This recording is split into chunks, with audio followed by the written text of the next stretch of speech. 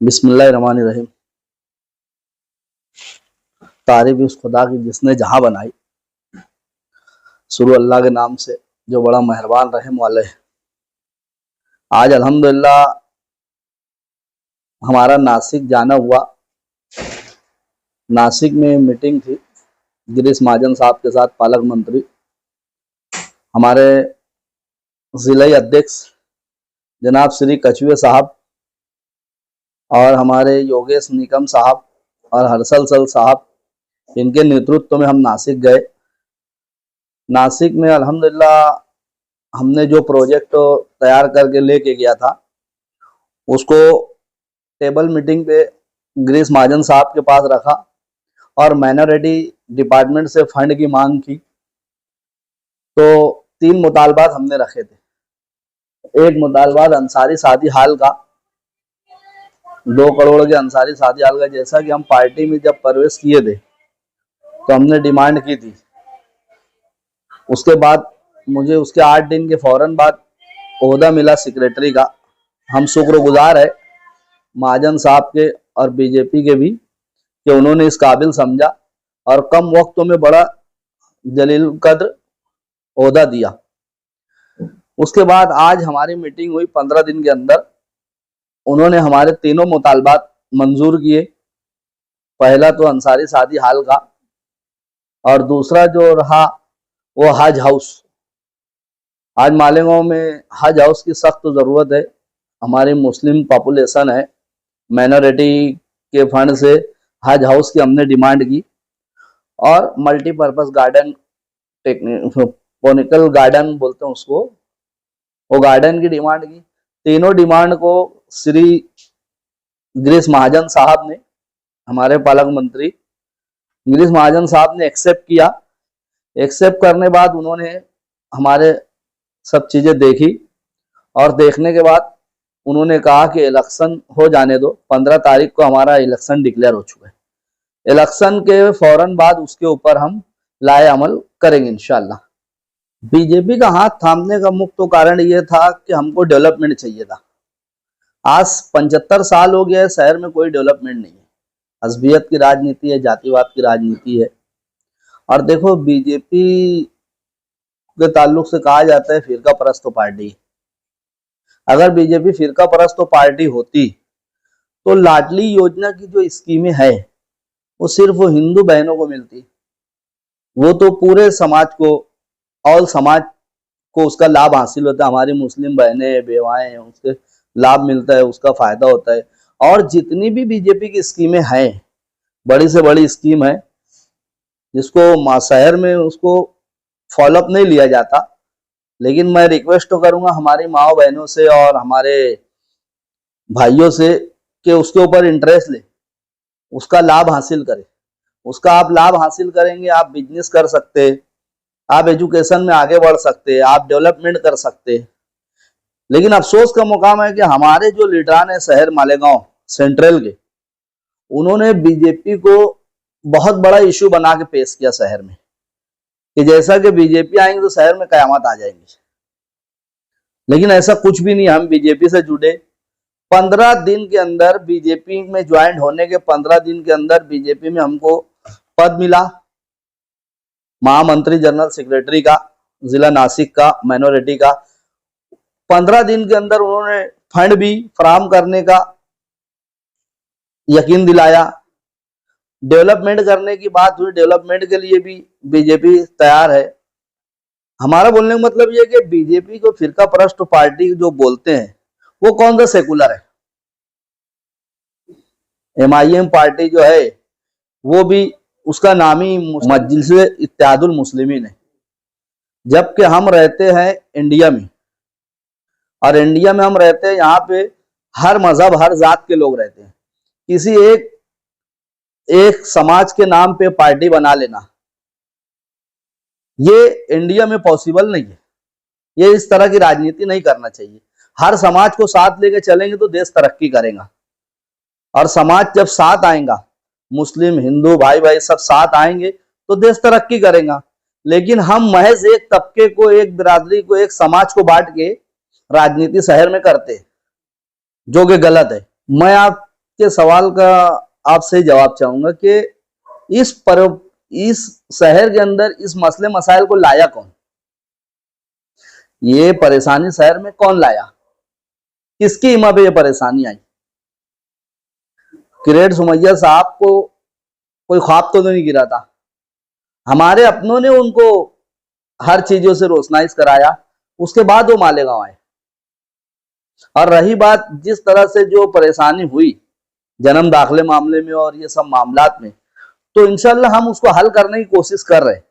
अभी 15 दिन हुए हमको जाए बीजेपी में, उसके लिए हम भागदौड़ कर रहे कि जन्म दाखिले के मामले में जो बेगुनाह बंद है उनको भी रिहा कराया जाए, और जो ये आफत आई है इसका भी भांडा फोड़ा जाए।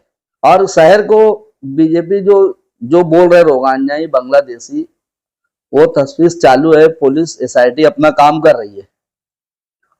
उसके मामलात को लेकर अभी हम कुछ नहीं कहेंगे, लेकिन ये बात है कि इंशाल्लाह हम उसके ऊपर मेहनत करके उसको रोकवाने की कोशिश करेंगे, और जो बेगुनाह बंद है उसे बाहर लाने की कोशिश करेंगे। ये हम उसके ऊपर मेहनत कर रहे हैं। ये एक मामला नहीं है, अनगिनत मामलात के ऊपर गवर्नमेंट को यहाँ से हर अनगिनत मामलात दिए जाते हैं कि ऐसा है, ऐसा है, ऐसा है। अब ये काम तो शहर के आमदार गए ना शहर को बचाने का। आज आमदार है, उनको आवाज उठाना चाहिए, उनको इस मामले में बोलना चाहिए शहर के आमदार को। जन्म दाखिले के मामले में उनकी कोई एक्टिविटी नहीं है। वो बोलते हैं कि इन्होंने लाया, उन्होंने लाया, इन्होंने लाया, उन्होंने लाया। ठीक है, वो लाए, आपने क्या किया? आपने भी तो उसके ऊपर कुछ अमल नहीं किया अभी तक।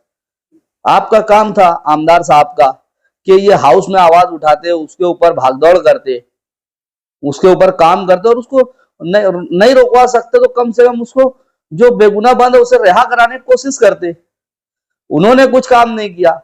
माइनॉरिटी डिफेंस के नाम पे जो माइनॉरिटी डिफेंस बनी वो भागदौड़ कर रहे, और उनके जो भी अपने बात है वो कर रहे।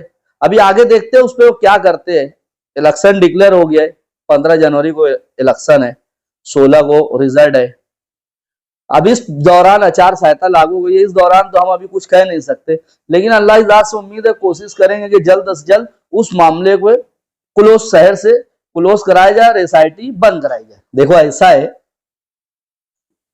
कि जो इसके ऊपर राजनीति कर रहे, कोई लाया, कोई रोकाया, कोई बचाया, कोई हटाया, जो भी इस तरह की राजनीति कर रहे, लेकिन उनको एक बात समझ लेना चाहिए कि अगर उनकी वजह से बेगुनाह जेल में जाते और उनके घर के ऊपर प्रॉब्लम आती, आफत आती, परेशानी आती, तो उसके जिम्मेदार वो होते हैं। तो किसी मजलूम की हाय से भी बचना चाहिए। उन्होंने ये काम किया और जिन्होंने भी किया उनको उसका भुगतान भुगतना है। देर आए दुरुस्त तो आए। इस हाथ दे उस हाथ ले, यहाँ सौदा दस्त तो बदस्ती है। आगे आप देखेंगे इंशाल्लाह कि जिन लोगों ने भी इस तरह के काम किए है, जिन लोगों ने भी ये सब कदम उठा के परेशान करने, वो उनके अंजाम को पहुंचेंगे इंशाल्लाह। देखो एक्चुअली ऐसा है ना कि बीजेपी हमारी जो पार्टी है, बीजेपी भारतीय जनता पार्टी, ये डेवलपमेंट पे यकीन रखती है। और हमारे जो पीएम साहब आदरणीय श्री नरेंद्र मोदी जी, उनका नारा है सबका साथ सबका विकास। विकास की राजनीति करती है बीजेपी और विकास के लिए काम करती है। दूसरी बात है कि फडणवीस सीएम हमारे जो फडणवीस जी है, श्री फडणवीस जी, वो भी डेवलपमेंट की राजनीति करते हैं। उनको भी मालेगांव को लेकर बहुत डेवलपमेंट की इच्छा है कि मैं मालेगांव में कितना डेवलपमेंट करूं। उसके लिए हम भागदौड़ कर रहे ताकि वो जो उनकी इच्छा है, उनका ख्वाब पूरा हो मालेगांव में डेवलपमेंट करके। इसके पीछे हम हमारे जिले जो सदर है श्री कछुए साहब, नीलेश कछुए साहब, उनका बहुत साथ रहा मुझे। उन्होंने बहुत हेल्प की मेरी ओहदा में देने में और करने में, बहुत साथ दिए मेरा। इनके साथ साथ जो है अपने योगेश निकम सर है और हर्षल सर है, वो मुझे कदम कदम पर रहनुमाई कर रहे कि इस तरह से करो, इस तरह से करो, इस तरह डेवलपमेंट के लिए। तो मैं उनका भी शुक्रगुजार हूँ। और अल्लाह की ज़ात से उम्मीद है कि जिस गुमान में, जिस यकीन और गुमान के साथ आया हूँ, इंशाल्लाह अल्लाह वो पूरा कराएगा। और आगे फ्यूचर में मैं इससे ज्यादा डेवलपमेंट करने की कोशिश करूंगा। मेरे अज़ाइम शहर के लिए बस इतना है कि मेरा शहर डेवलप हो। यहाँ की रोड है, गटर है, सड़कें है, स्टेडियम हो, बच्चों को खेल कूद के लिए मैदान हो, स्टेडियम अच्छे से अच्छा स्टेडियम हो, एजुकेशन हो, ITI कॉलेजेस हो, और MBBS कॉलेज हो, IT कॉलेज हो, ताकि हमारे मुस्लिम कौम के माइनॉरिटी के हमारे बच्चे बाहर न जाते हुए शहर में एजुकेशन हासिल करें। एजुकेशन हासिल करके वो आगे बढ़ेंगे, शहर डेवलप होगा, मुस्लिम कम्युनिटी डेवलप होगी, उनको एजुकेशन आने से उनको रोजगार मिलेगा, उनके तरक्की होंगी। हमारे यही अज़ाइम है कि किस तरह से मालेगांव डेवलप हो, क्योंकि मालेगांव 75 साल से बिछड़ा है। आज कोई ऐसी रोड सड़क नहीं है जिसपे हम जाए और सुकून से जा पाते हैं। आप देखो सारा शहर खंडर बन गए, शहर के अंदर कोई किस्म का डेवलपमेंट नहीं है।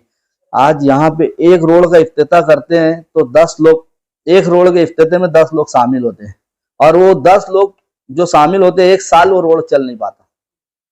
कितने घटिया क्वालिटी का ये डेवलपमेंट कर, जो भी रोड बनी होता है।